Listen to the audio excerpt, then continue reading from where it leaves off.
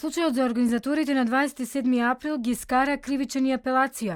Основниот кривичен суд остро реагира до апелацијските судии дека само административно ги укинува пресудите и ги враќа предметите на повторно судење, потсетувајќи дека имаат опција да донесат мериторна одлука.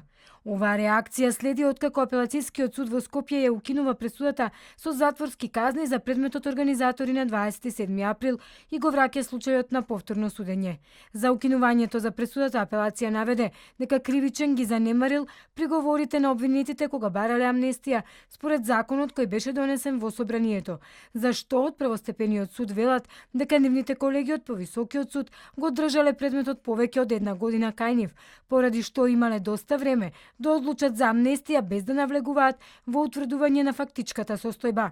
Доколку причината за укинување на пресудата е од техничка природа, односно примена на законот за амнестија, тогаш судот можел веднаш да одлучи пред се заради заштита на правата на обвинетите кои беа во притвор и под мерки, правата на оштетените кои се во исчекување на конечна одлука, но и заштита на самата постапка која може да застари.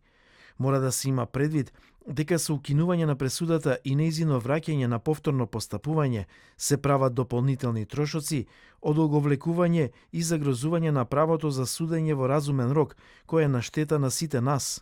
Од апелација пак велат дека ставот на кривичниот суд е нивен, но сметаат дека против нивната одлука нема што да се изразува друг став. Според апелација, судовите не може да комуницираат на тој начин, да лоцираат вина еден во друг. Апелација по закон има овластување да донесе пресуда, односно решение, да укине пресуда, велат за Макфакс од апелациониот суд. Поинаку од одлуката не може, вратен е предметот.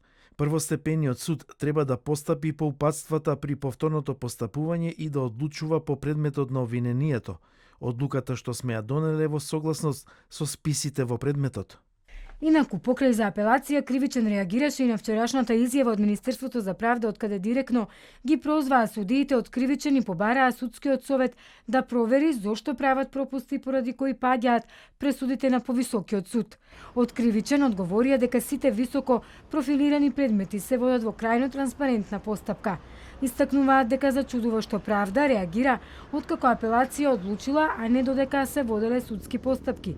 Дел од адвокатите пак, кои бранеа обвинети во случајот 27 април, очекуваат оваа одлука на апелација да влијае на одлуката од Врховен суд. Значи, со оваа одлука на апелациониот суд Скопје, со која што се укина, значи, првостепената пресуда за организаторите, сметам дека има основ за повторување на целата постапка и за претходно веќе осудените лица кои, ќе напоменам, издржуваат ненормално високи затворски казни.